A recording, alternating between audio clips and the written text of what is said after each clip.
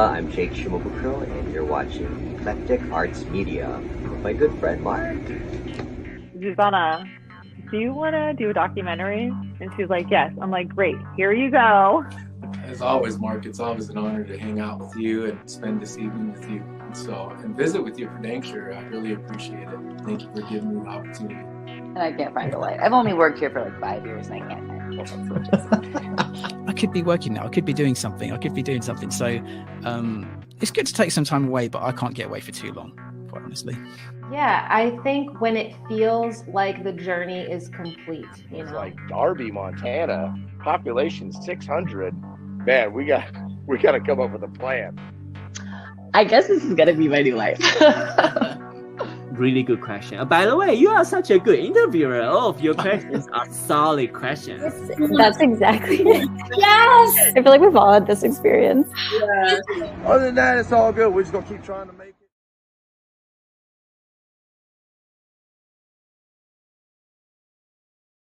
Good afternoon, good evening, good morning, wherever you are in the world. I'm Mark Sugiyama from Eclectic Arts Media, based here in the Seattle area. And thank you so much for joining me on this Friday, the 31st of March, 2023. So happy Friday to everybody, last day of the month. And I want to thank Leah Ingram for joining me this past Monday. It's great catching up with Leah. For those that missed it, it is on my YouTube channel. And we talked for almost 2 hours. So there was a lot to catch up on with Leah. She's an amazing singer, very talented makeup artist. And I hope that she continues to put out some new music, as we had some folks that were joining us in the chat that have become new fans of her music. So always enjoy talking with Leah. And if this is your first time speaking on my YouTube channel, if this is the first time on my YouTube channel, if you could do me a huge favor and hit the subscribe button as well as the notification bell, I greatly appreciate that. And if you're over on the Twitch side of things, if you could follow me over there, that's where all this virtual work started with me back in, what was that, May 22nd of 2020 with Alice. And if you haven't been watching me on my Facebook page, that's kind of a rarity. I've been, I think this is maybe the 4th live stream that I've decided to put over to my Facebook page. So if you are watching on my Facebook page, 1, thank you. But then 2, if you could maybe migrate over to the YouTube channel or the Twitch channel after this is over, or even during it if you want, because this is where I typically put everything to YouTube and Twitch. Facebook, it's just kind of when I feel like it. That's kind of for personal reasons. But again, thank you for joining me. And if this is your first time watching one of my live streams, anytime I have a guest on, you can always join the chat by joining one of my channels. And then you can put comments or questions that only I will see these. So just please be aware that the guests do not see what comments or questions are coming through. And I just fold those into the conversation as we go. Sometimes I'll actually literally put it on the screen so my guests can actually see it. But that's what I've been doing since late fall last year, I want to say, or maybe it was earlier than that. But anyway, I love having guests that folks that are watching. If you want to ask questions or comments, again, just be aware that I am seeing those and I will fold them in as we can, because sometimes it might go like 5 minutes and then eventually I put the questions in. So I do see you out there and I do read what you're saying. But thank you very much. And I'm really excited to talk to my guest today. Most people know that I've been covering local theater here since about 2018. And it's just one of the many facets of what I do. So again, if you're new to what I do, I write and review and interview. There's a whole long list of theater around here in the Seattle area. I review films, a lot of streaming service things, but I started off as a concert photographer. So I'm very much into the music side of things. So yes, now that we're kind of coming out of the pandemic, I don't know what what chapter we're in now, but I'm always at in-person events. So I could be at a theater event one night, then I'm at the Pacific Northwest Ballet the next night, then I'm at the Seattle Opera, then I'm at Cannibal Corpse, and then I'm at all kinds of different things. So watching films, I've got a couple film festivals coming up. So I have my hands on lots of different things, which is why it's called Eclectic Arts Media. All right, let's get to things. My guest today is a talented actor and musician. She is currently starring as Shelby in the Spitfire Grill at the Edmonds Driftwood Players, with performances through April 8th. Please welcome to the Eclectic Arts Media virtual studio, Miss Annelise Harlan. Hi. Hi, Mark. Hi. Thank you. Hi. Yeah, thank you for joining me. How are you doing today, Annelise? I'm wonderful. Thank you for asking. Awesome. Yeah. Again, thank you so much for taking the time to talk with me today. I really appreciate it. Absolutely. My pleasure. Cool. So we'll definitely talk about the Spitfire Grill, obviously, and then we're going to kind of delve into some other areas that's depending on how the time goes. So what what is resonating with this particular character for you right now, of Shelby? Oh, Shelby is a wonderful character to work with. And one of my favorite things about this show being double cast is that I not only have so many people to bounce off of in my acting, but I also have my wonderful partner, Rachel, to help me sort of understand this character better. And Shelby Thorpe is, she's such a small town Western girl, and I love the way that she grows throughout the show. She turns into such a strong and independent woman, and I honestly think that's a wonderful journey to see in anybody. And for her to have this path of independence shown to her through other strong women in her life is just a lot of fun. Yeah, that's great. I think one of the things is definitely about empowerment as a theme throughout the Spitfire Grill for those that haven't seen a production or haven't seen the film. And I don't think it's based on a book, or was it? I can't even remember now off the top of my head. I do believe it is based on a book, and then the movie was produced afterwards, and the show was created because of the movie, actually. Yeah, okay, there we go. Thank you.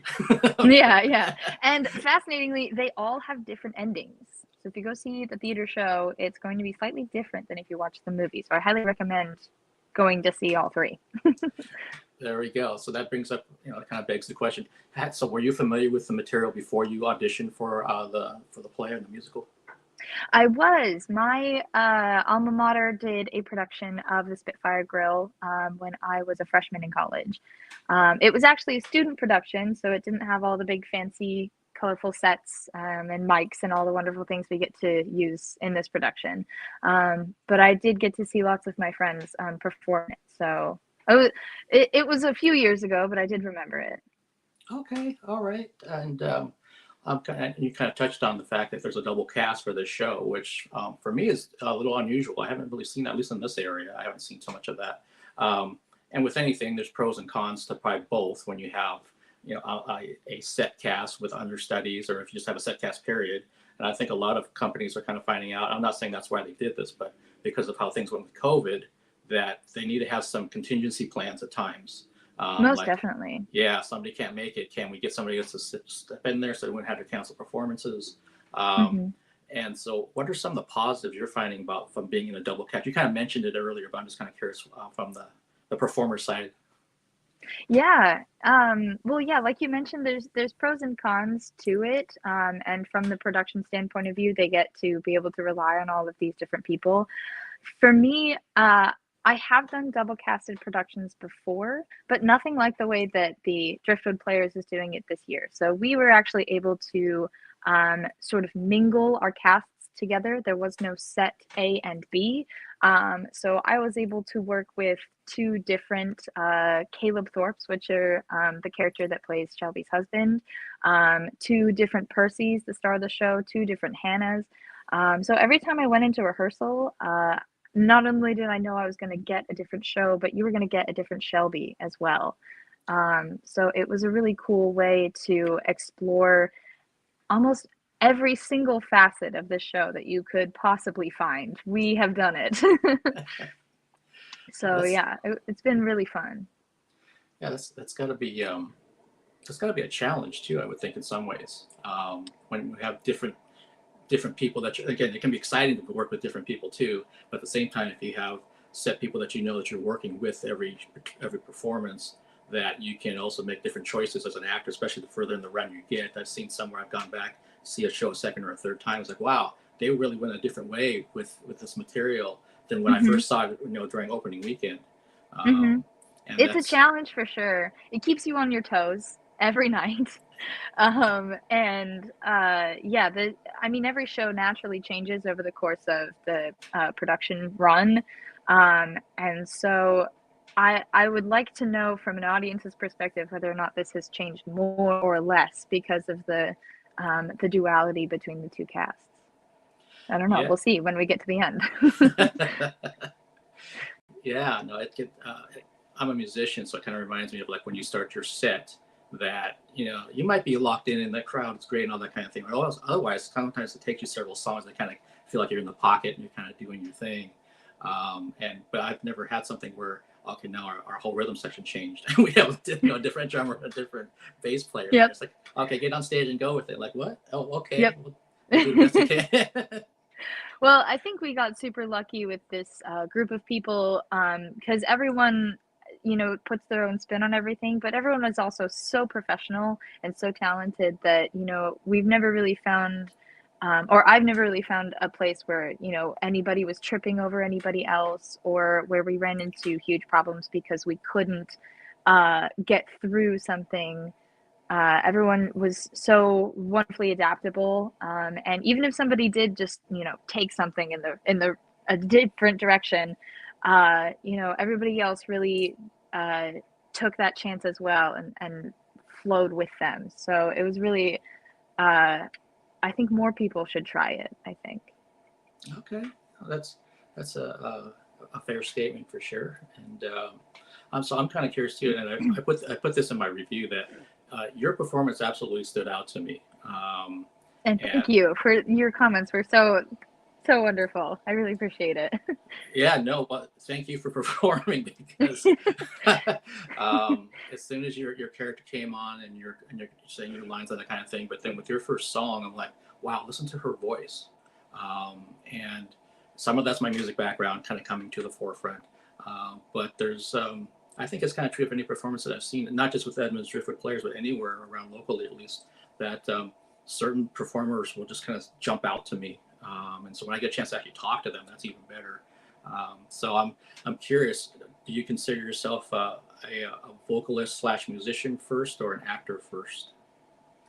Vocalist / musician, yes. The acting portion of my performance life came in a lot later. I've been singing on stage since I was about 4 or 5.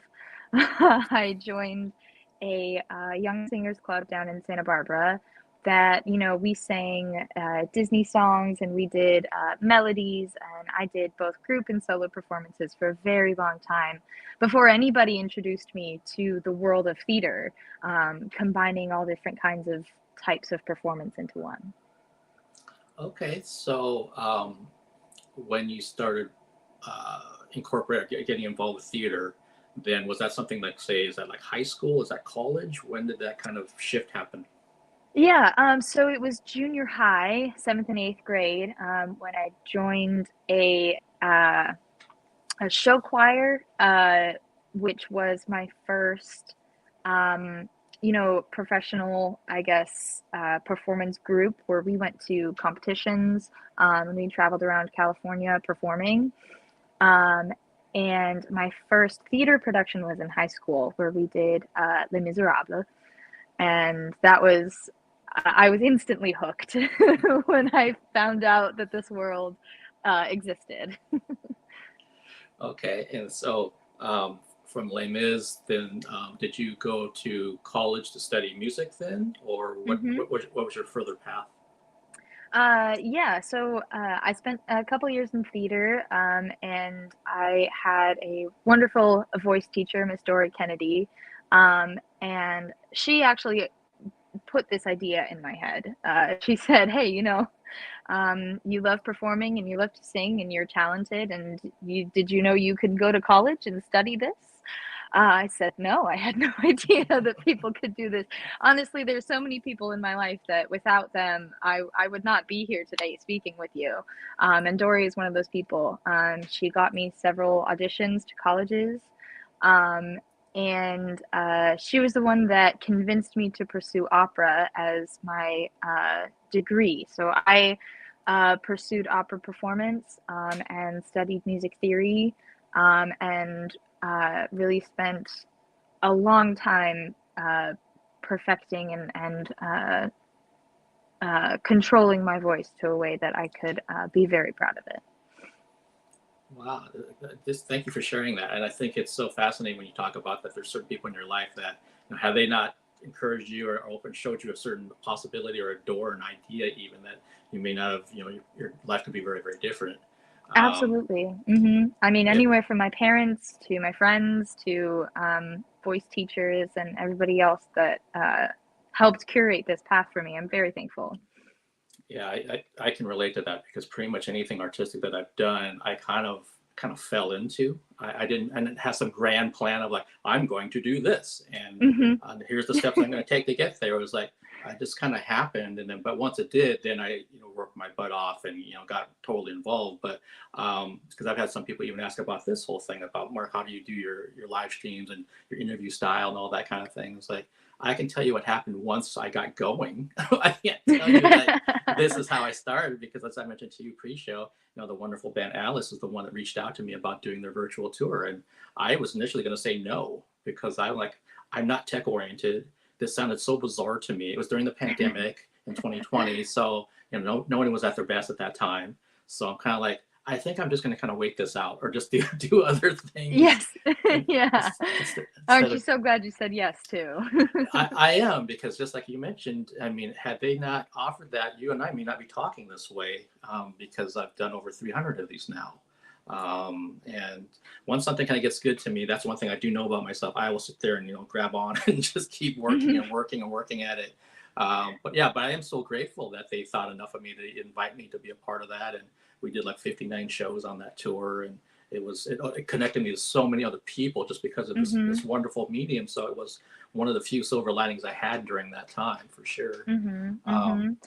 And that now these worlds are coming together because then I go see the Spitfire Grill in person here locally, and then now I get to talk to you virtually. So it's like, all these worlds. What a wonderful time. Yeah. And like you said, there's people that show you these paths. I think you and I both have a natural inclination towards music, and I've always had a passion for performing and for singing. But until somebody opened that door for me and showed me the opportunity, and I took it, my life would surely not have been the same. Yeah, no, we definitely share that in common. When you're saying that you're speaking of music, that you're studying opera, and so is that something that you're also pursuing in addition to your theater and musical work, or is that something where's that at? Oh yes, absolutely. I find that maybe modern audiences don't take to opera as much, and so I am trying to find ways to sort of research and bring opera back to the forefront of the stage, because I think it's a really powerful form of art and a way to tell stories. It's absolutely wonderful to be a part of and to see. I think of theater and opera in sort of the same realm. Obviously, one is more heavily musically inclined, but I still do treat them the same, and I love them the same in my life. I would like to pursue opera even more than I would theater. Theater is just so much more common in our world today. Opera students like myself are more inclined to go to competitions, young artist programs, and things like that, or hope that a company will put on a production of Les Mis or another more common opera. I have goals to go back and get my master's and to be able to go back and really seek out the study of opera a little bit more. But that probably won't happen for a few years just because master's programs are expensive. And I feel very confident about where I sit right now. So until that becomes necessary for myself or for my career, I will definitely be going back to school. Okay, yeah, and what you said resonates with me because I started covering the Seattle Opera in January of 2019. Oh. And it was I don't want to say the last arts area because I know there'll be other arts areas that I start exploring, but it was one that I don't know if I was ready to make a jump for because I just didn't know anything really about it. And when I would kind of look into, like, say, teaser previews they show for the next show that they're going to do at Sail Opera, I'd watch it. And I'm like, yeah, I don't think I'm ready for that yet. Yeah. And then finally in January, I said, no, I'm just going to reach out because I didn't even know if I was going to get credentialed anyway. They could have just said, you know what, you don't have the background for this, so come back to us in a year. But luckily they did. And so I went there and I found that what I think I've learned about myself is that I really love live performance first of anything. Yes. And I was like, wow, hearing obviously the voices and then the orchestra and then the set design and the light design, everything else that was going on. I said, this is really similar to musicals. It's similar to live concerts, really. Yeah.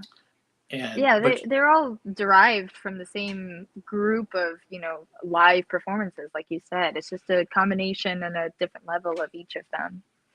Yeah, and like what you were also saying earlier is that one thing I know I've heard through the grapevine is that a lot of the old guard folks that have been subscribers to, say, the Sail Opera, other opera companies for decades, they're not getting replaced by their sons or daughters or their nieces and nephews. It's starting, they're running into this issue of like, okay, these folks are moving on, but there's not a new way of coming in to support what opera does.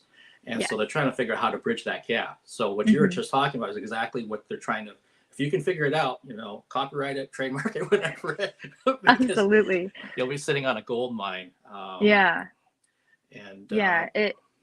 of the ways in which opera has sort of had this, it's looked at as sort of a higher form of art, and that also sort of makes it exclusive to a lot of people, which I think is completely wrong, because most operatic stories, the stories that they tell, are of lower class or common people, in the same way that theaters tells the stories that nobody else will. Yeah, absolutely. And many of the operas have tragedy within them, which a lot of people can relate to just in your own personal life. At some point, someone's had something tragic happen. And I think too, and I know Seattle Opera is starting to do this too. I don't sound like a plug for Seattle Opera, but I know that they have pay what you can performances now. So they're trying to remove that, exactly that, almost like a stigma of like, well, you need to be a certain type of person or a certain class of person to come to McCall Hall. It's like, no, you don't. Come as you are and come see what this is about. And it's so great that they're trying to make it that much more welcoming to the average person, because I do think people are like, they get something in their head. You're going to where? Oh, you're going to the opera? Oh, no, that's all like tuxes and dresses and, all this other kind of thing. And yet that history is there, but that's not, at least here in Seattle, that's not what, you don't have to be like that to still enjoy the opera. There's so many genres and things within the category of opera, just like theater. You have comedy, you have tragedy, and everything in between. And actually, you mentioned the pay what you can tickets. I was so surprised and dumbfounded when I first got a pay what you can ticket. I'd never seen that before I came to Seattle. I don't know if it's universal in other cities or other states, but it is a really wonderful way to be inclusive to all people. And when people do that, it also alleviates some pressure from audiences, their perception of whether or not it has to be all tuxes and dresses to go to the opera, or even just to the smallest community theater show. That just to bring people to those live performances, because it's not as popular as it used to be. Yeah, absolutely. And I'm thinking too that I think with the upcoming production, which is La Traviata in May, that they have a day that's, I think they're calling it like Casual Sunday or something casual, or like, again, just like to what you just said, you can come here as yourself.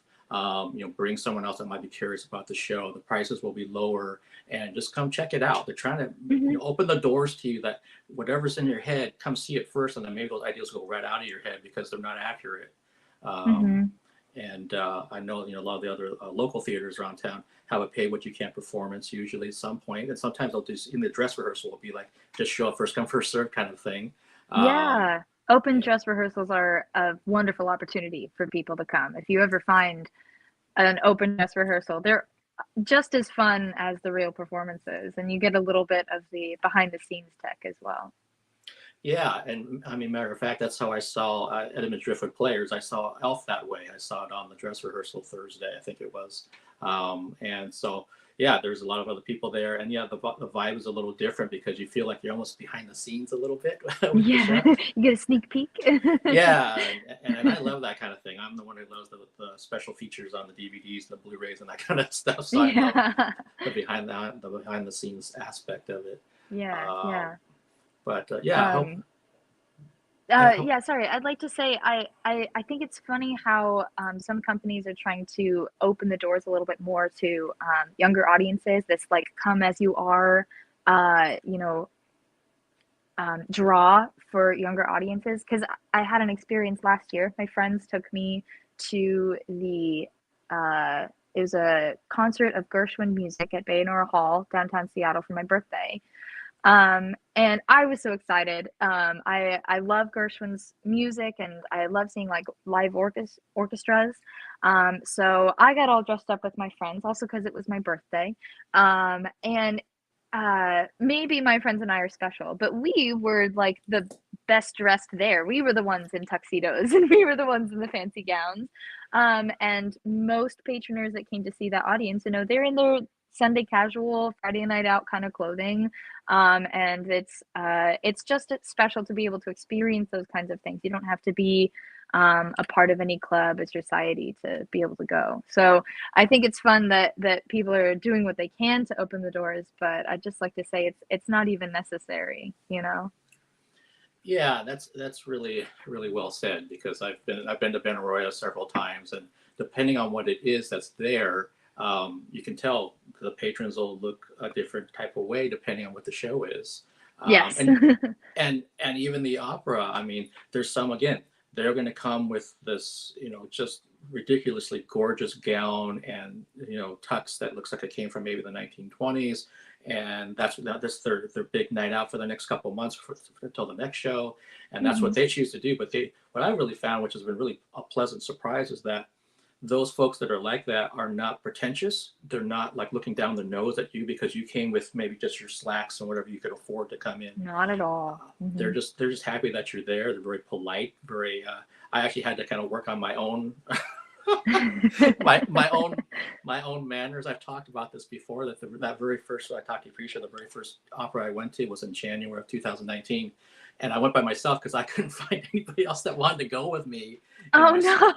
In my circle of family, friends, and just other people, I was like, they're like, almost any other show they say yes to, but like, oh, opera, nah, I don't know Opera, about that really? one. Yeah. And that's never deterred me before because I've seen things by myself. So I went, but I just remember this gentleman came to my aisle and said, "Good evening," and I was like, "Is he talking to me?" and he had this really polite conversation, and he and his wife were like in the road, you know, in the same row as me, but a couple seats over. But just the fact that he was so polite and just so just like genuinely nice that I'm like, oh, I put a tattoo to my brain. I need to kind of take a cue from this guy that anytime I'm here, I should do the same thing, and I have. And it's kind of interesting to see how people react to it because again, that's not necessarily me. I'm a pretty meat and potato kind of guy, but it was really nice to be around that element. And again, it influenced me because I was coming from like heavy metal and hard rock concert shows and I love my heavy metal brothers and sisters, don't get me wrong, but it's a different breed of people. It is, yes. I've been to my fair share of rock concerts and you know, it's funny, everyone is just as nice and just as polite. It's just the atmosphere is a completely different, yeah. yeah, it's a different beast altogether, but equally likable. I like both types of things, and but yeah, I'll probably always remember it. And the very first time I ever went to Edmund's Driftwood Players was in December of 2018. They're doing Peter and the Starcatcher, I remember. And I was sick. That's what I also remember. Oh, no. But I had never been there before. So I'm like, well, I don't want to email and have to cancel that I can't make it. So I went. And that's what I have in my head about when I think about Driftwood. I think about sitting in a certain part of the theater. And I'm like, and I wasn't really horribly sick, but I had like a cold or something going on. So I had my Kleenex with me. Yeah. Just getting out of the house is a challenge. Yeah. And as we've been talking the last few minutes about hopefully people get out there and support the arts no matter what you're wearing, your income level or whatever. The only thing I can add to this, because this has been something that I don't want to get on my soapbox too much, but it really is come as you are, but also kind of learn from those around you, meaning that, you know, when they ask you to silence your phone or turn it off, turn it off. Truly, yeah. If you're expecting something really important from your babysitter or something else going on, you know, I understand that, but that should be a rare occasion. If you got a bag of candy and you're sitting there opening it during the performance and you're like making all every single show, other than actually the Spitfire Grill, there's been this issue where I'm like, okay, I'm just waiting for it. Who's going to start talking about something? Who's going to start kicking my chair? Who's going to start opening a bag or whatever? And some of these folks, even when you politely tell them, could you please stop doing that? Because I've actually said that at the opera, and they continue to do it. That's totally different, because it's like, if you don't know, you don't know. Then you can be educated, but if someone tries to educate you and then you choose to continue that poor behavior, it's like, come on, you're not at home when you can do whatever you want. So folks out there, you know, don't let me deter you, but please, if you see other people. I agree with you. This pretentious idea that like the people that go to the opera, the people who go to the theater have a higher standard. It's really not. I think people need to separate like a movie theater versus live theater. A live performance has so much more personality and interaction between the stage and the audience. So the reason we ask you to silence your cell phones, the reason we ask you to not eat in the theater, is because it does disrupt everybody else from being able to pay attention and absorb what you're here to see, rather than in a movie theater where, you know, you can always see it again, or, you know, they sell popcorn because you're here to be entertained. You are here to be entertained, but in a very different way. It's not only distracting to the audiences, but to the people on stage as well. You know, I've had my fair share of like, is that a cell phone? And then I have to come back into my world, you know? And so it's mostly about respect for the people around you, and for this very different kind of entertainment and art that you're here to see. I totally agree with you. Can you make that a PSA, what you just said? And can we put it everywhere? Absolutely. Yeah. At the Paramount, at the Moore, at the Fifth Avenue, at McCall. Absolutely. It's just like, oh my gosh. And I've actually had to talk to some of my contacts who put me in as a media person. So what am I supposed to do in these instances? Because I want to be obviously respectful and professional. But at the same time, I don't necessarily feel like it's my place, because I don't work for your company. I'm there to review what's on the stage. And if someone's doing something that they're not supposed to do, if it bugs me enough, again, I'll be polite about it. I'm not going to be a jerk. But if it continues, do I need to go grab somebody? And then that means I just missed part of the show. So I'm like, I'm kind of stuck. And I know a lot of times at every theater here, it doesn't matter if it's, you know, from the Paramount on down, they have a lot of volunteers. So they're not trained to go deal with conflict or, you know, patients. They have to go get whoever their, you know, head person is, and they got to go deal with it. And it's not just me. The other people that I know who routinely go to the theater, go to the arts, they're seeing the same thing, that they're seeing this uptick in this behavior. It's like, again, we're not trying to be pretentious. We're just saying, like you said it perfectly, but this is not a movie theater. This is a different experience. And even some of the theaters, the acoustics in there are designed the way they are so that you can hear everything from the stage, which means everyone can hear your rapper. They can hear these other things. Yes, The way that those rooms are designed are intentional for sound production, so that the tiniest whisper is audible at the back of the house. And so any little thing that you do can be very disruptive. Yep. I found that out from sitting pretty close at one theater, which I won't name, and somebody was doing something way in the back. So I'm like, where's that coming from? And then there were like maybe 3 rows from the top of the deck, and it was still like, it's amazing that I could hear that crinkling going on. And so that's when I kind of just, you know, realized that, wow, I mean, I know the acoustics were good in here, but I didn't realize it's to this point that means the people on stage, they're hearing this stuff too. So anyway, I'll get off my soapbox, but people, please come to the arts, but just kind of know, hey, you know, again, silence your cell phone, grab your snack during intermission or before the show starts, and that's fine, just like everybody else. But if you look around, you don't see other people doing this stuff, then don't do it. Yeah. And on the silence your cell phone things, you know, most cell phones now have a theater mode. where they're not disruptive, but it can still let you know that something's happening. There are ways to be respectful and also let you don't have to completely disconnect from the outside world. Like you said, if you have a babysitter at home or something like that, those things are important, absolutely.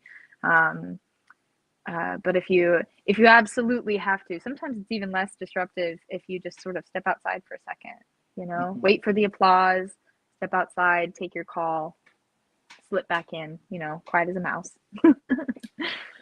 Yeah, and I guess the only other thing I can add to this, which I just thought about too, is that at least for me, from the patron and folks in the audience, unless you really have to get home, or you have a bathroom need or something like that, is to wait till the curtain call's over. Yes. To me, it's so disrespectful when people just, as soon as the show's over, they hightail it up they do aisle. Yeah. I love meeting people after the show. It's one of my favorite things. We all go out into the lobby, and you get to meet all of the people that decided to come out and see. Not a lot of people come out to see the arts anymore, especially after the pandemic. We're trying to get the ball rolling again.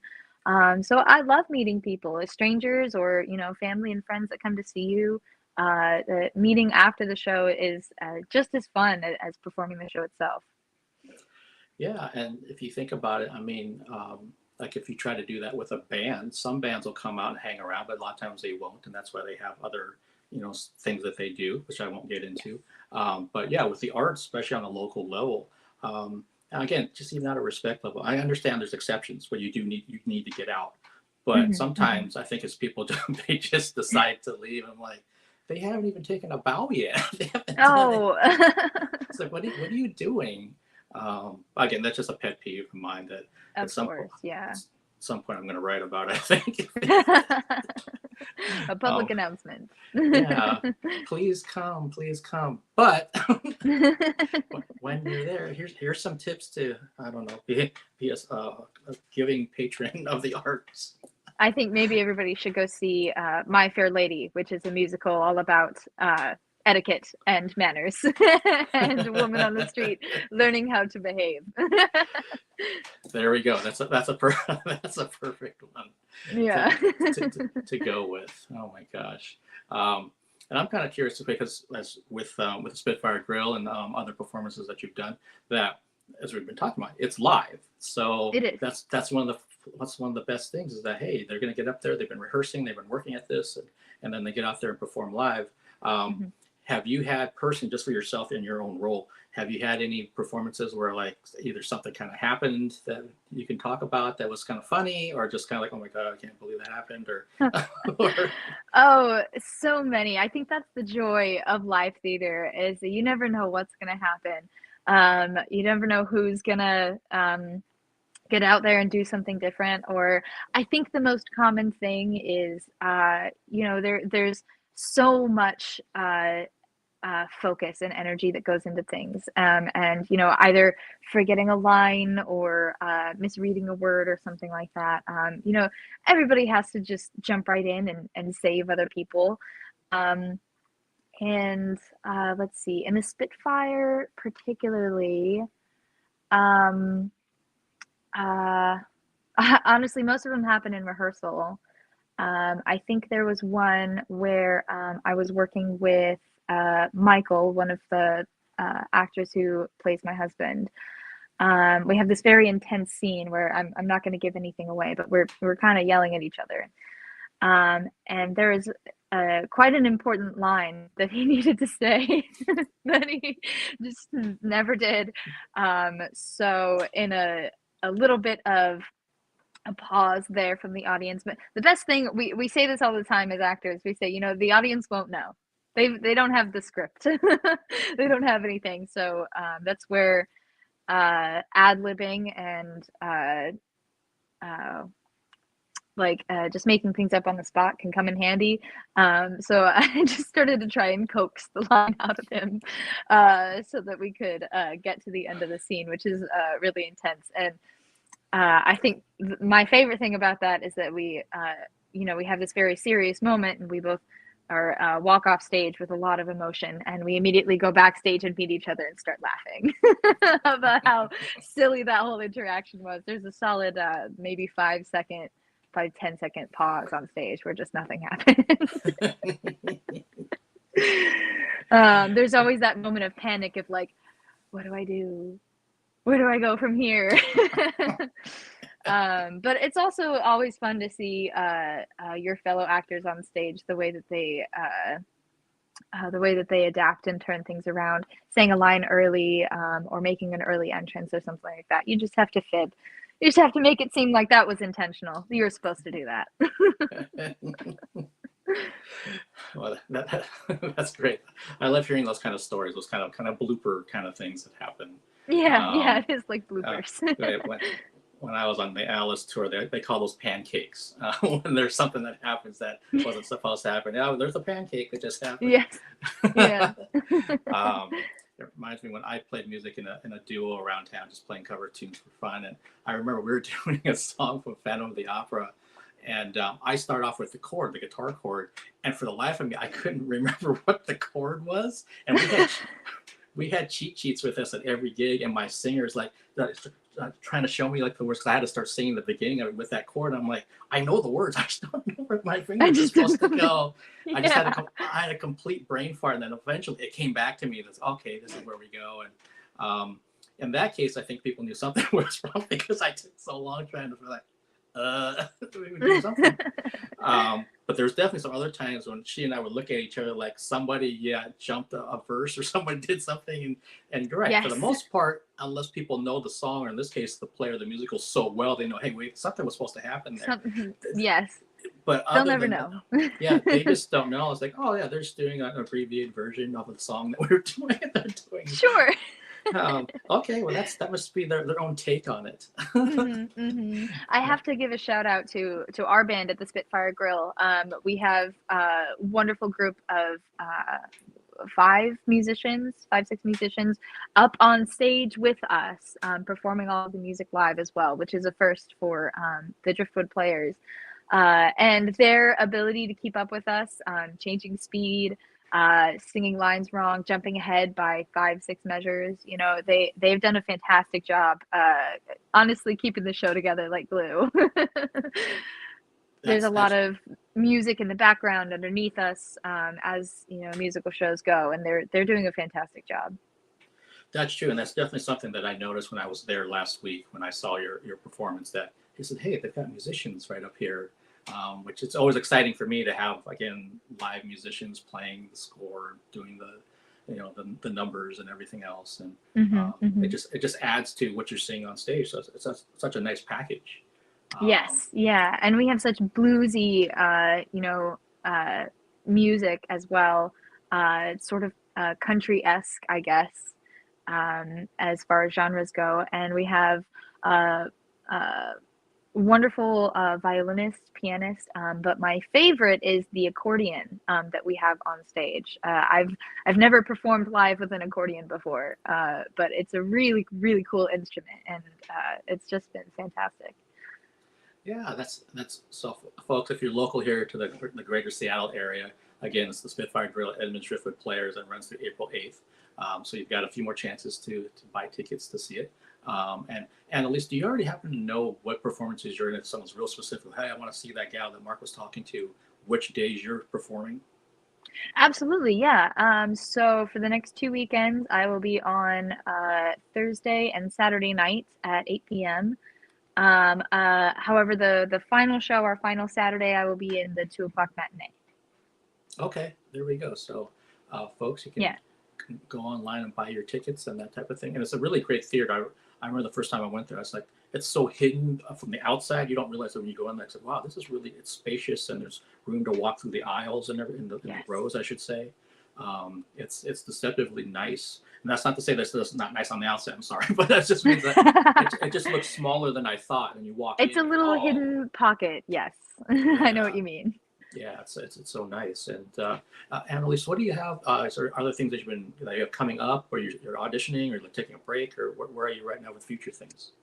Oh, sure. Well, I'm always auditioning, always looking forward to the next big thing. I don't currently have anything on the books, but I know there's a lot of upcoming wonderful theater productions here in the Seattle area. I have not heard back from a couple people yet, so I'm waiting with bated breath, just like you.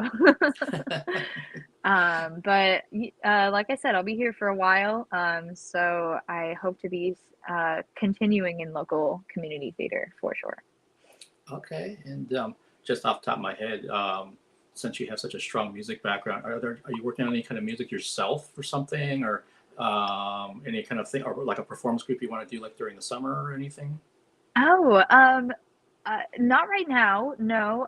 One of my castmates, Sarah, who plays Percy, she has an a cappella group, which I have been talking with her about joining. I've always been inclined to doing choral music and stuff like that. Honestly, the theater world is so many wonderful connections and stuff like that. I'm constantly working on my craft and doing things in the pleasure of my home. I don't have anything where I could or where I have plans to perform my own stuff, but I'm always working. So I hope those opportunities come. I'm sure they will with with your talent, and then also your resolve to keep auditioning, keep getting out there. And like you said, Thank you. Yeah, the community here, when you start knowing somebody, then you know somebody else, and then you go to another audition or another performance, and somebody else. And Absolutely. yeah, I was also going to mention, I have no idea if you have any interest in this too, but there's a lot of local film and TV people here, and I know a couple of the film people that are doing shorts, or they're doing something when they get the funds together, kind of a thing. But is that something you would ever say yes to if you're looking to do film or TV? Yeah. I've never personally considered actually auditioning for it. I feel so comfortable and strongly suited for music. So it's that whole world is a little bit foreign to me. But I would gladly take any opportunity to perform. I have many friends that do student films and short films and stuff like that. I've always wanted to go to the Sundance Festival, so perhaps maybe one day I will. Okay, yeah, there's someone who's a really good friend of mine that's been making quite a few films as a director, but she's got a really strong music background, so that's why I started thinking about her. And then you kind of come from a similar background. Yeah. I enjoy all forms of art, any type of storytelling. I'm always a huge fan of. One of my dreams as I was a kid was to voice an animated character. So if you know anybody who's looking, I'd be happy to audition and put my name in the ring. Yeah. Many years ago, I worked for an animation studio, but I was the audio engineer, so I do have my hands in that that world. Oh, really? Oh, very cool. Yeah. So many of them have moved on up through the ranks, and actually one guy, he's one of the other concert photographers I got to know. He's got a visual effects background, so he's been working with Industrial Light and Magic for a long time. I know he's one of the people that gets to vote on all the Oscar stuff for the Academy every year. Wow. And you would never know it by looking at him, because he's a total metalhead. He was like, that guy does that for his pay the bills job. And it's like, wow. And he's really good at it. I mean, he works on the Mandalorian and things of that nature. So yeah. And I'm not trying to say, hey, I can get you this, but it's like, no, there's, again, when you put yourself out there, and I really believe in manifestation, that good things come to good people. Most definitely. And you just never know who someone's connected to. Could be your beer tender, it could be your postman. I mean, you just never know. And then, oh yeah, I talked to this one gal, or I saw something that that Mark does on YouTube, and you might be good for this. Have you saw it? And then they can just watch it a little bit. How many times have we seen band members getting discovered on YouTube to replace somebody in a huge band? It's like, yes, oh, that's so ridiculously crazy, but it's so awesome at the same time. Yeah. So you just never know. But well, Annelise, thank you so much for taking the time this afternoon. I really appreciate it. I really got getting a chance to talk to you, get to know you better. Yeah, thank you. Same to you. It's been a lovely conversation for this fine rainy afternoon. Awesome. And I hope that you have great performances for the rest of the run. And again, for folks, Spitfire Grow runs through April 8th at Edmonds Driftwood Players, which is here in Edmonds, Washington. You can go online. I believe I put the link in the YouTube description, so you can just click on that and I'll take you right to tickets. And Annelise already talked about the performances she'll be doing, but overall, just the show in general. You can go have a good time, see some live theater, live music along with it, and help support the arts. Anytime you have something that you'd like to promote, or I've done some live streams where I've done catch-ups with people after X amount of months or years or whatever, it just depends. But I have a feeling, since I cover so many things here, that our paths are going to cross again, where I'm going to see you on stage, or I'm going to be looking in the book like, oh. Absolutely. I sure hope so. Yeah, that would be great. So again, thank you so much for taking the time. Have a great weekend.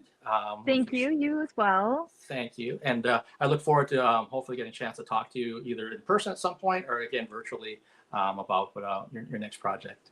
Yeah, thank you so much. Thank you. Goodbye, everybody.